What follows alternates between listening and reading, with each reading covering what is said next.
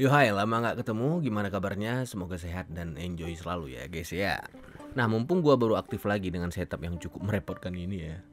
Untuk percobaan pertama, mari kita lanjut ngebahas topik yang masih berkaitan sama video gua yang kemarin, yaitu geisha. By the way, yang belum nonton kalian bisa cek video gua yang ini. Ya sebenarnya sebelum kalian nonton video gua yang sekarang, gua saranin kalian nonton video geisha-nya dulu, biar kalian makin paham lagi dengan topik yang akan kita bahas sekarang. Karena kali ini gua bakal ngebahas Oiran, the real Japanese courtesan. Cewek-cewek yang profesinya itu emang beneran sebagai PSK. Tapi bukan PSK sembarangan. Karena dulunya para PSK-PSK ini punya privilege dengan status sosial yang gak main-main.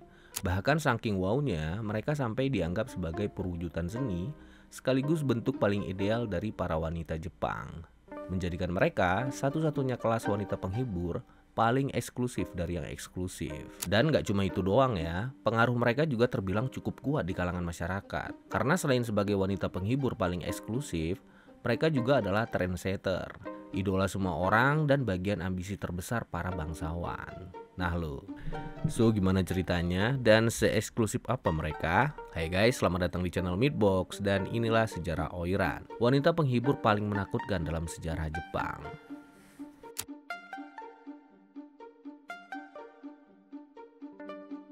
Nah kayak yang udah gue jelasin di video kemarin, Oiran merupakan kelas tertinggi dari para yuju, para courtesan dalam budaya tradisional Jepang. Dan kayak yang gue bilang tadi, pada masanya Oiran gak cuma sekedar wanita penghibur, tapi mereka juga dianggap sebagai bentuk seni, kecantikan, dan elegansi para wanita. Kalian bisa nyebut mereka sebagai pelaku seni apapun yang kalian mau, pelukis, penari, penyanyi, bahkan seluruh hiburan itu sendiri. Karena diketahui, Oiran mampu nguasain hampir seluruh jenis hiburan tradisional Jepang. Bahkan mereka mampu nih ngerubah personality mereka sesuai dengan selera kliennya. Mau jadi onesan, imutu-imutuan, Oni-chan daisuki, atau mungkin waifu-waifuan. Semuanya bisa mereka realisasikan, tinggal request saja. Nice. Nah dikarenakan faktor-faktor inilah, di zamannya Oiran seringkali dianggap sebagai simbol kecantikan sekaligus idol. Ngebuat orang-orang akan terpana pada dua sisi, yaitu kecantikan dan keterampilan. Jadi jangan heran kalau tarif Oiran itu bisa mahal banget, bahkan bisa berkali-kali lipat dari geisha. Terus para Oiran juga selalu diperlakukan dengan sangat istimewa ya, baik itu dari pihak rumah bordil maupun pelanggan-pelanggannya. Kebutuhan mereka akan selalu terpenuhi dan semua kemauannya akan selalu dituruti. Dan yang paling buat mereka beda dari courtesan-courtesan biasa, selain sebagai yang paling unggul, mereka juga punya marga atau nama belakang yang disebut miyoseki. Ya bukan punya juga sih, tapi lebih tepatnya dipinjemin. Yang miyoseki ini gunanya sebagai price tag sekaligus lambang status sosial mereka. Dan biasanya miyoseki mereka ini make nama belakang si pemilik rumah bordil. Oh ya, satu lagi, setiap Oiran juga punya 1-2 pelayan ya yang selalu ada di dekat mereka yang disebut kamuru. Bocah-bocah ini nih, nah mereka-mereka ini adalah pelayan-pelayannya para Oiran, sekaligus calon Oiran di masa depan. Nah nggak beda jauh sama geisha, yuju juga diketahui udah ada sejak era Kamakura dan terus mengalami perkembangan dari waktu ke waktu sampai akhirnya mereka mendapatkan puncak popularitas di era Edo, dimana di era ini industri prostitusi udah dapet support penuh dari pihak keshogunan dengan melegalkan industri ini secara resmi. Nah fun fact-nya, nama Oiran sendiri itu asal-usulnya agak unik ya, karena kata Oiran berasal dari kalimat Oira Tokoronesang yang kurang lebih artinya kakak-kakak perempuan yang ada di tempat kita. Karena dulunya para courtesan kelas atas dilarang ninggalin distrik red light karena mereka adalah maskot utama dari rumah bordil yang mereka wakili. Makanya mereka disebutnya Oira Tokoronesang. Dan makin kemari kalimat ini kemudian dipersingkat jadi Oiran. Dan untuk sistem kehidupannya sendiri ini juga bisa dibilang sama persis ya kayak geisha. Mereka tinggal di distrik khusus, hidup di satu asrama, dilatih keras soal kesenian dan ada ranknya. Cuma bedanya kehidupan yuju maupun Oiran itu jauh lebih keras dan lebih gelap dari geisha. Bentar-bentar, gelap gimana tuh bang? Jadi umumnya untuk jadi seorang oiran, seorang yujo harus punya kriteria-kriteria khusus, terutama paras cantik, skill seni yang di atas rata-rata, dan pengaruh yang kuat. Dan untuk nyampe ke titik ini, kecuali paras cantik ya, karena ini bawaan dari lahir, mereka harus mulai dari kasta terendah dulu, yaitu kamuru, babunya para oiran tadi. Nah yang gelapnya, kamuru-kamuru ini hitungannya kebanyakan anak kecil yang umurnya itu sekitar 10-15 tahun. Dan biasanya mereka berasal dari kalangan bawah yang dijual sama keluarganya untuk nutupin biaya hidup sama hutang. Udah gitu didikan yang dijalani sama bocah-bocah ini itu juga tergantung dari rumah bordil yang nerima mereka. Untung-untung kalau mereka dapat rumah bordil yang kompeten, yang bener-bener mau nempa mereka dengan serius. Nah kalau gini nasib mereka kemungkinan besar bakal terjamin. Tapi di lain sisi ada juga rumah bordil yang ngedidik kamuru-kamurunya dengan cara yang gak manusiawi, kayak disiksa, dieksploitasi, ya bejat lah gitu. Nah ini nih yang paling sial, karena selain akan mengancam nasib dan masa depan, hal ini juga bisa ngancem nyawa mereka. Karena di era Edo, gak sedikit kamuru-kamuru yang bernasib naas, entah itu meninggal atau berakhir cacat. Dan kalau udah kayak gini, mereka ya biasanya bakal langsung dibuang. Menyedihkan memang, tapi ya emang begitu realitanya. Dan di tahap ini juga mereka dituntut harus bisa mengamati dan mempelajari skill-skill oiran yang mereka layani, sembari nerima didikan dari mentor-mentor yang lebih profesional sampai di umur 18 tahun. Nah di umur inilah kamuru akan jadi yujo pemula yang disebut shinzu dan akan dinilai dari apa yang udah mereka pelajari. Udah gitu, kalau masa penilaiannya udah selesai, mereka bakal dibagi lagi jadi dua kelas, yaitu Furisode Shinzo sama Tomisode Shinzo.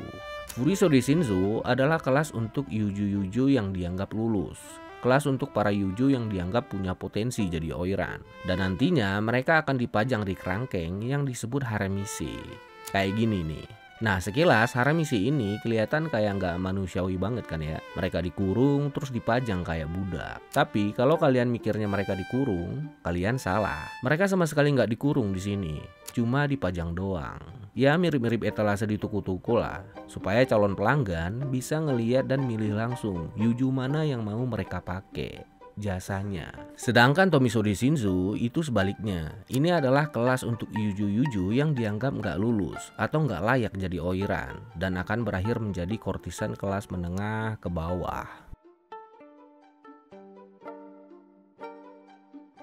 Nah masih sama kayak geisha yang punya spot mereka sendiri kayak distrik Hanamachi di Kyoto, yuju juga punya distrik khusus mereka yang disebut yukaku atau distrik red light. Bahkan spot mereka ini jauh lebih luas dari geisha dan tersebar di 3 kota utama Jepang. Yang pertama Kyoto, yang kedua Edo atau Tokyo, sama Osaka. Dan dari 3 kota ini yang paling megah yukakunya itu ada di Edo, yaitu distrik Yoshiwara. Yukaku terbesar dalam sejarah Jepang. Bahkan saking besarnya, distrik ini udah dianggap kayak semacam ikon utama kota Edo waktu itu. Karena selain nyediain segala jenis hiburan, khususnya prostitusi, perjudian, pentas seni, dan macam-macam festival, yuju di distrik ini juga jauh lebih banyak dari wilayah-wilayah lain. Dan di sepanjang era Edo, distrik ini juga merupakan salah satu penyumbang pajak terbesar ke pihak keshogunan. Jadi jangan heran kalau distrik ini punya rule-nya sendiri. Peraturan-peraturan khusus yang harus diikuti, termasuk peraturan yang diterapkan pihak rumah bordil ke pelanggan-pelanggannya. Emang peraturannya apa aja sih bang? Nah untuk yuju kelas menengah ke bawah itu sebenarnya biasa aja sih peraturannya. Lu bayar lu pake, udah gitu doang. Tapi untuk kelas oiran itu udah beda jauh cuy.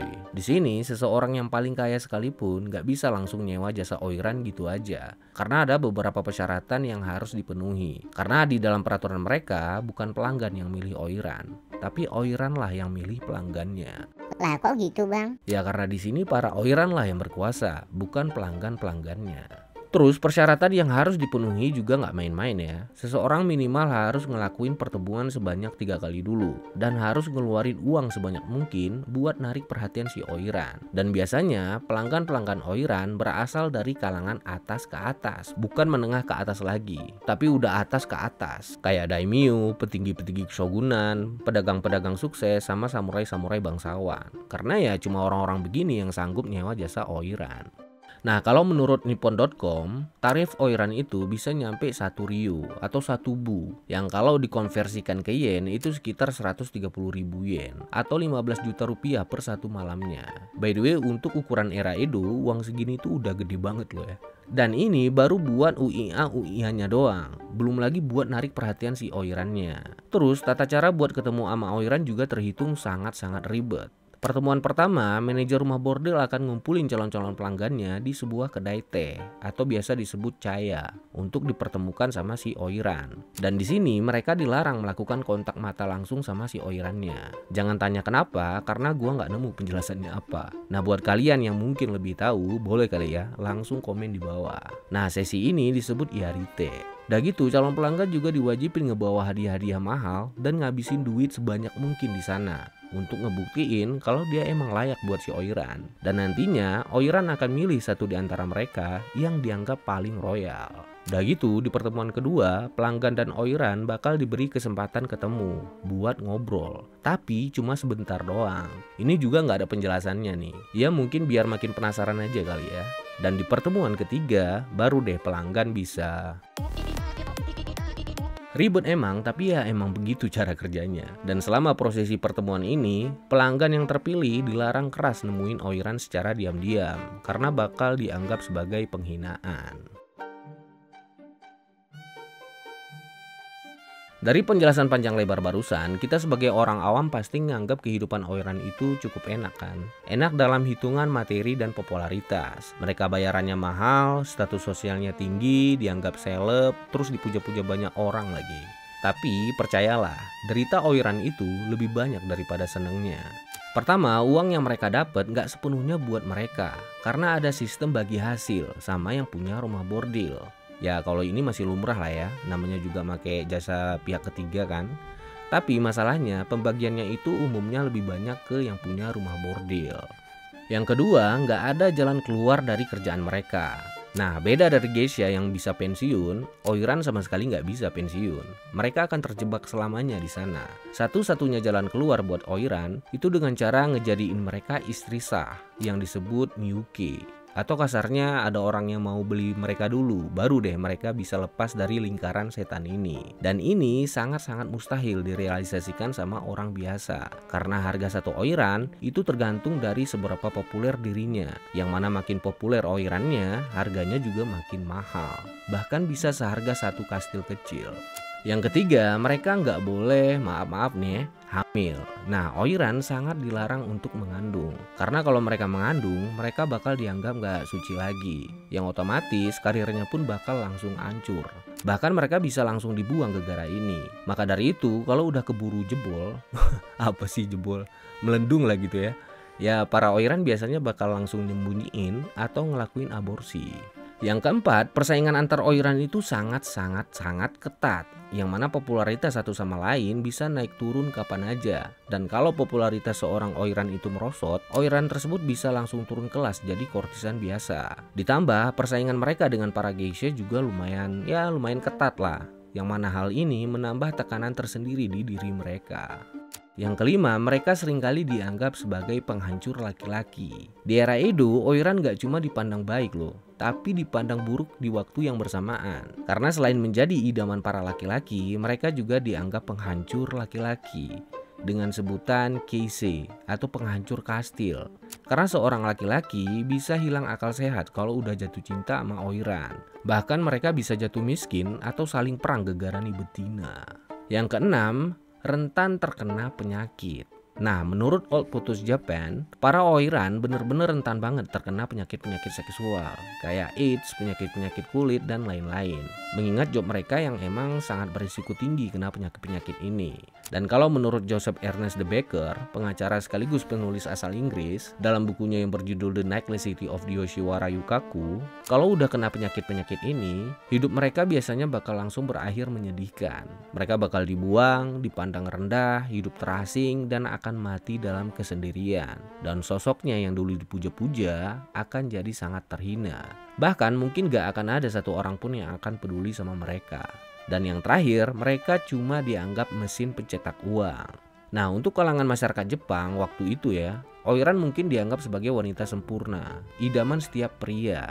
Tapi di balik itu semua, di mata pemilik rumah bordil, mereka cuma dianggap mesin pencetak uang yang akan terus dipaksa bekerja sampai mati.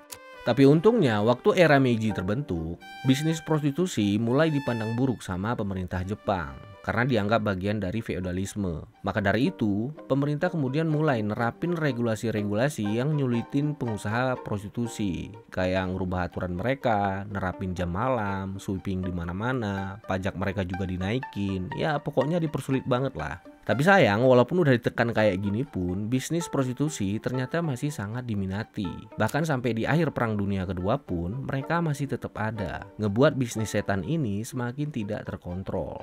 Sampai akhirnya di tahun 1958, Jepang secara resmi nerapin aturan yang namanya Boshin Boshihu, yaitu sebuah aturan yang larang keras membuka bisnis prostitusi dalam bentuk apapun, yang diresmikan langsung oleh Ichiro Hatoyama, Perdana Menteri Jepang ke-53, sebagai bentuk perlindungan mereka terhadap kaum wanita, sekaligus sebagai langkah merehabilitasi tatanan negara yang lebih bersih setelah Jepang kalah perang. Dan ya, dari sini Yuju, Oiran, atau apapun itu akhirnya resmi dihilangkan. Walaupun secara konteks budaya mereka sebenarnya nggak benar-benar hilang ya, karena untuk budayanya sendiri itu masih dipertahankan sampai sekarang.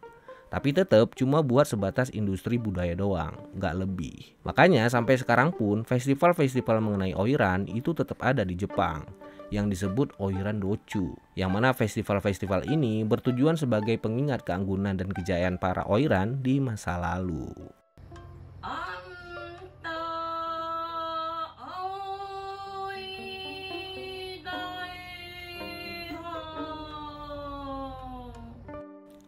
So ya, itulah dia tadi sejarah mengenai Oiran. Gimana menurut kalian? Silahkan berpendapat dengan sehat di kolom komentar. Dan buat kalian yang mau request, bisa dengan cara mereply komentar yang udah gua pin, atau bisa langsung DM gua di Instagram, agar diskusi yang lain tidak terganggu. Dan ya, mungkin sekian dulu video kali ini. Semoga menghibur dan nambah wawasan kita semua. Kalau ada kata-kata yang kurang berkenan, gua mohon maaf. Dan kalau ada yang salah dari cerita ini, mohon dikoreksi. Jangan lupa like dan subscribe kalau kalian suka dengan channel ini. Makasih udah nonton. Hope you enjoy and see you guys in the next video. Peace out.